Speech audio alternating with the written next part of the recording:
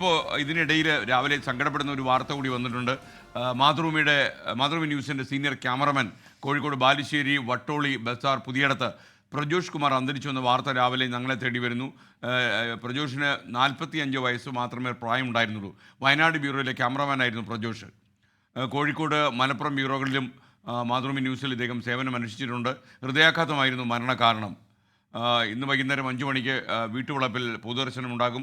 വീടിനുള്ളിൽ പൊതുദർശനം ഉണ്ടാകും. അതുപോലെ സംസ്കാരം എലീറ്റിൽ വട്ടോളിയിലെ തറവാട്ട് വളപ്പിലാണ് നടക്കുക എന്നാണ് നമുക്കറിയുന്ന വിവരം. ഇപ്പോൾ ഏറ്റവും നമ്മളെയൊക്കെ ആശങ്കപ്പെടുന്ന ഒരു കാര്യം, വളരെ പ്രായം കുറഞ്ഞ ആളുകൾക്ക് പോലും കാര്യമായി ഹൃദയാഘാതം വരുന്നു എന്നുള്ളതാണ്. ഇപ്പോൾ നമുക്ക് രാജേഷ് കേശവൻ്റെ കാര്യം അറിയാം. രാജേഷ് തന്നെ ഇപ്പോൾ ഈ കൊച്ചിയിലെ ലേക്ക് ഷോർ ആശുപത്രിയിൽ ചികിത്സയിലാണ്. രാജേഷിൻ്റെ നില ചെറുതായി മെച്ചപ്പെട്ടു വരുന്നു എന്നുള്ള ആശ്വാസകരമായ വാർത്തയുണ്ട്. അതിനിടയിലാണ് പ്രജോഷിന് അന്ത്യം സംഭവിച്ചു എന്നുള്ള വാർത്ത വരുന്നുണ്ട്. അപ്പോൾ നമുക്ക് ഒരുപാട് ശ്രദ്ധിക്കേണ്ട സമയമാണ്. ചില ആൾക്കാർ പറഞ്ഞ് ഞാൻ എല്ലാ മാസവും രക്തപരിശോധന നടത്താറുണ്ട്. അതുപോരാ, നിങ്ങൾ പ്രത്യേകിച്ചൊരു 40 വയസ്സൊക്കെ തികയുന്ന ആളുകൾ അല്ലാത്ത പരിശോധനകളൊക്കെ നിർബന്ധമായി നടത്തണം. മാതൃഭൂമി ന്യൂസിലെ നമ്മുടെ ഈ പ്രജോഷിൻ്റെ നിര്യാണത്തിൽ ഞങ്ങൾക്ക് 24-നും സഹപ്രവർത്തകർക്കുള്ള എല്ലാ വേദനയും ഞങ്ങളിവിടെ പങ്കുവയ്ക്കുന്നു. ആദരാഞ്ജലികൾ.